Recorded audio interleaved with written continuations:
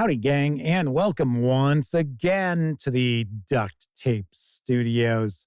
I'm Jeff McAleer, your host, here at the Gaming Gang channel. Thanks for joining me once again. Today, I am going to take a first look and page through the Mini Dungeon Tome Volume 1 from AAW Games. This 292-page hardcover is available now, carries an MSRP of $59.99, or you can grab just the PDF alone over at DriveThruRPG for $39.99. All that said, let's swing on over to the other camera, because here I've got the Mini Dungeon Tome Volume 1. A few things to mention before we jump on in. First of all, Jonathan G. Nelson from AAW Games was kind enough to provide me with this review copy, but neither I nor anyone else affiliated with the Gaming Gang has received any other sort of compensation for me to share this first look with you. These days, very important, you know that. We're also not going to look at each and every adventure in this book, but I do want to give you a very good feel for what you're going to find inside the Mini Dungeon Tome. Lastly, these are short adventures, so if you are a 5e player and your Dungeon Master has picked this up, or maybe they've talked about picking this up, then by all means, I would probably recommend you tune out, because even though we're not going to look at each and every adventure in here, and I'm going to be spoiler-free because this is the first time I've cracked this open to take a peek inside, there are probably going to be some spoilers here and there. So you don't want the surprises of these adventures ruined simply because you watched this video. Now, having said that, you might want to let your Dungeon Master know about this video, so if they are considering picking this up, they can make a far more informed buying decision. All right, so let's jump on in. First thing we'll do is we'll take a peek at the credits page, because there are a lot of folks involved in the production of this book. A lot of authors, a lot of interior artists. So let's make sure we give folks some credit where credit is due. Now, these are 5e D&D compatible. There is also a Pathfinder version, so it's just statted for Pathfinder. So it looks like we've got a table of contents here that's going to break down the character levels, the number of players, or number of characters, I should say, as well as the authors. That's kind of interesting. That's kind of cool. So, of course, we have lower level adventures. Looks like 1st through 6th, 5th through 7th. Well, actually, 5th through 9th. Then we also have 9th through 12th, 12th through 16th. And then it's like we'll go all the way up to having some adventures for 20th level. Pretty wild. So we got the first one here. Looks like we're going to have kind of a breakdown of the quick adventure. You could probably kick these out in a couple hours, one session maybe at most. So it looks like we get a little bit of a map, some artwork, and then a breakdown here. So 6 feet under, a goblin grave robber inadvertently rescues a lone adventurer who woke up buried in a coffin. The adventurer, thrust into an encounter with a goblin and his party who have stolen a precious heirloom off the unconscious body, has no recollection of the burial. Okay. The Goblin Warren. The Solarium. The Solarium sits in a back alley in the Temple District. Ostensibly, it is a house of charity, a place where the downtrodden common are received with open arms. But in truth, it is the lair of Quexel, who is an unbound closet collecting souls. When he gathers enough, he plans to use them to bargain himself into a higher position in the abyss. Pit your wits. Oh, looks like got one that's a little bit longer, The Forgotten Dungeon. As the adventurers enter the crypt, they hear cries and glimpse something being dragged away into the shadows. There's not enough time to see what it was, but calls for help echo off the walls. It's difficult to discern from which direction they came. Whichever route the adventurers entered by, there's evidence of recent activity in the other entry. A warm torch stub and a flask that held a potion of resistance. Looks like this is 4 pages in length. Yep. Maze of the Skull Keeper. Doubt not that stars are fire. Kind of cool layouts here. Chop, chop.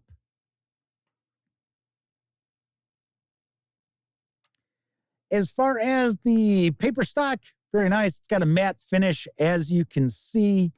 Don't have any glare here. So I know a lot of people out there really like that. They like nice matte paper. Well, that's what you got here. When goblins die, no comets are seen. So it looks as if these could very easily be inserted into ongoing campaigns. Sometimes maybe when you've got a player who doesn't show up and you don't want to continue the campaign as you've got planned as a dungeon master, maybe insert one of these into the proceedings.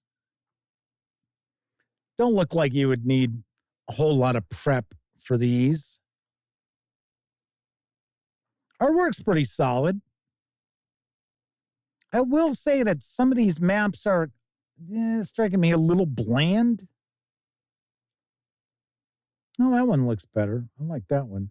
Torment at Torny Tower. Summerfall's autumn rains lasted longer than usual, and the resulting winter floods impacted more than expected. Some distant pale forts haven't been heard from in months, being cut off by the linking of frozen rice paddies, flood meadows. Leah is usually inhabited by cattle and rivers that run through Somerville's territory. Parties are charged with taking supplies to these border posts and bringing anyone severely injured home. Dwarven Dread. Home fires. Tell you, there's, I believe, 130 in total. The King of Infinite Space. Cabin Catastrophe. The Huntsman's cabin is a simple affair, only one story with a high angular roof. The timbers are stained to help protect against the cold. There's also a small outbuilding behind the cabin. The huntsman knew that he was implicated in Lumi's disappearance, so he rigged a few surprises for people to find after he was gone. The huntsman was skilled at building traps for game, and when it came to designing them for people, he did the best he could. Character who rolls exactly the number needed on an attempt to disarm one of the traps destroys it.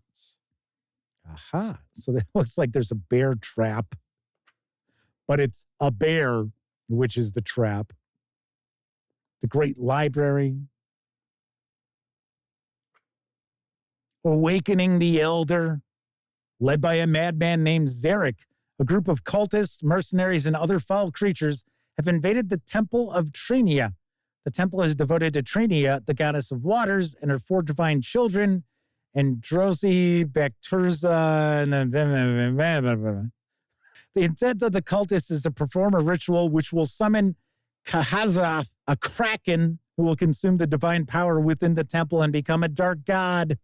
Some of Trinia's clergy escaped and sought the aid of the adventurers, although they do not know the cultist's purpose. Snowblind Sanctuary. Looks like we've got a nice mix of various different locales. So it looks like this is a bit of a longer adventure here. The Halls of Hellfire. The Jotun Encampment. Ways of the Old. The Unwise Young, they say, do ne'er live long. The Cackling Madness of Umberstone Manor. So not every one of these adventures has like a battle map. Some of them just have location maps. True lovers run into strange capers.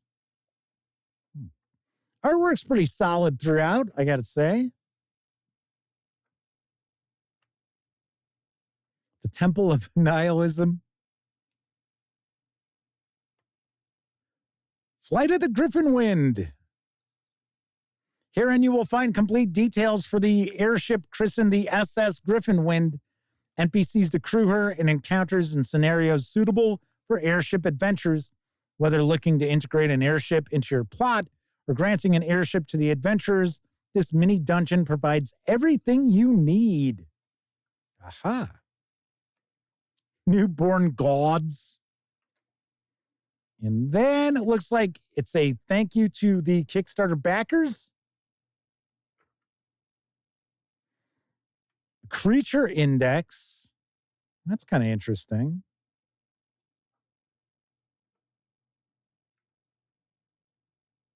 So really concise stat blocks here. Looks like I think we've got some traps. They're also part of this. Then we've got some new bestiary entries, paralytic fleas, frost crickets, and then an ad for AAW Games. And that is a look inside the mini Dungeon Tome Volume 1 from AAW Games. Of course, as I mentioned, I will have a review of this in the not-too-distant future. Very nice. Once again, Mini Dungeon Tome Volume 1 is available right now. The 292-page hardcover carries an MSRP of $59.99, where you can grab just the PDF alone over at DriveThruRPG for $39.99. That's it for this time out. If you like the video, by all means, please give it a quick thumbs up.